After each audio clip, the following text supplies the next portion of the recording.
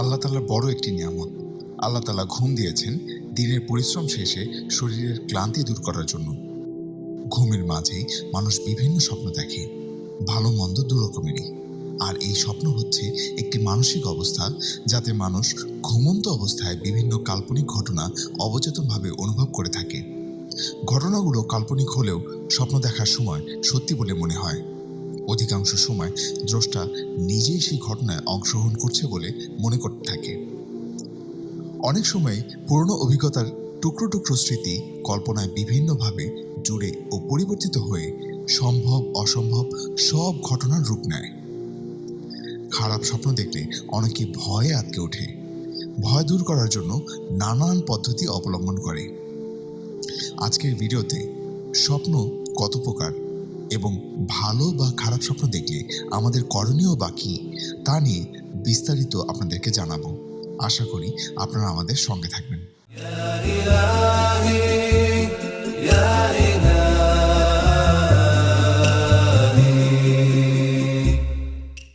ভালো বা খারাপ স্বপ্ন দেখলে কী করণীয় তা জানার আগে আমাদের জানতে হবে স্বপ্ন কত প্রকার ও কী কী।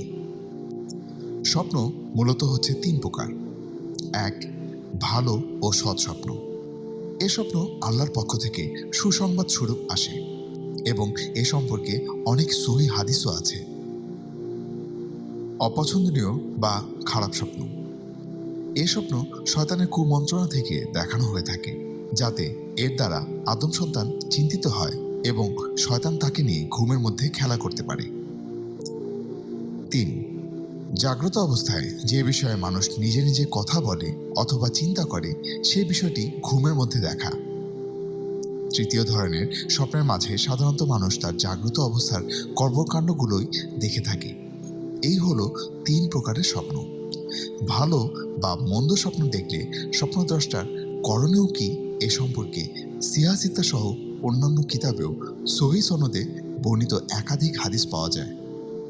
দু একটি হাদিস আমরা এই ভিডিওতেও পেশ করব ইনশাআল্লাহ।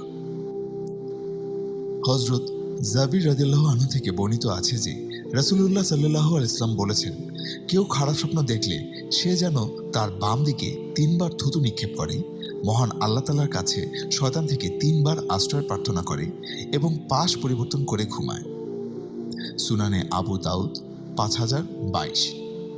এই হাদিসে সুস্পষ্ট বর্ণনা করা হয়েছে যে যদি কেউ খারাপ স্বপ্ন দেখে তাহলে প্রথমে তার বাম দিকে 3 বার থুতু নিক্ষেপ করবে, তারপর সেই খারাপ স্বপ্ন থেকে আল্লাহর কাছে আশ্রয় চাইবে এবং সে যে পাশে শুয়েছিল সেই পাশ পরিবর্তন করে নেবে। এই কাজটি করা ছাড়া আরেকটি অত্যন্ত গুরুত্বপূর্ণ কাজ আছে যা আমরা আরেকটি সহিহ হাদিস থেকে জানতে পারি। হযরত আয়েশা সিদ্দিকী রাদিয়াল্লাহু আনহা থেকে বর্ণিত, তিনি বলেন, মদিনার অধিবাসী এক মহিলার স্বামী ছিল ব্যবসায়ী। ব্যবসায়িক কাজে সে বিভিন্ন দেশে যাওয়া আসা করত। যখনই তার স্বামী বিদেশে পাড়ি দিত তার স্বামী সাধারণত তাকে গর্ভবতী রেখে যেত। একদিন সে রাসূলুল্লাহ সাল্লাল্লাহু আলাইহি ওয়াসাল্লামের কাছে এসে বলল, আমার স্বামী সফরে গেছে, আমি গর্ভবতী। আমি স্বপ্ন দেখলাম আমার ঘরের চৌকাঠ ভেঙে গেছে আর আমি একটি এক চোখ কানা সন্তান প্রসব করেছি। রাসূলুল্লাহ সাল্লাল্লাহু আলাইহি ওয়াসাল্লাম বললেন, খুবই ভালো স্বপ্ন দেখেছ। তোমার স্বামী তোমার কাছে সহিহ সালামতে ফিরে আসবে আর তুমি একটি সুস্থ সুন্দর সন্তান প্রসব করবে ইনশাআল্লাহ। এভাবে সে 2 বার বা 3 বার স্বপ্ন দেখেছে আর প্রতিবারই রাসূলুল্লাহ সাল্লাল্লাহু আলাইহি ওয়াসাল্লামের কাছে এসেছে। তিনি প্রতিবারই একই রকম ব্যাখ্যা দিয়েছেন আর প্রতিবারই ঠিক সেই রকমই বাস্তবায়িত হয়েছে।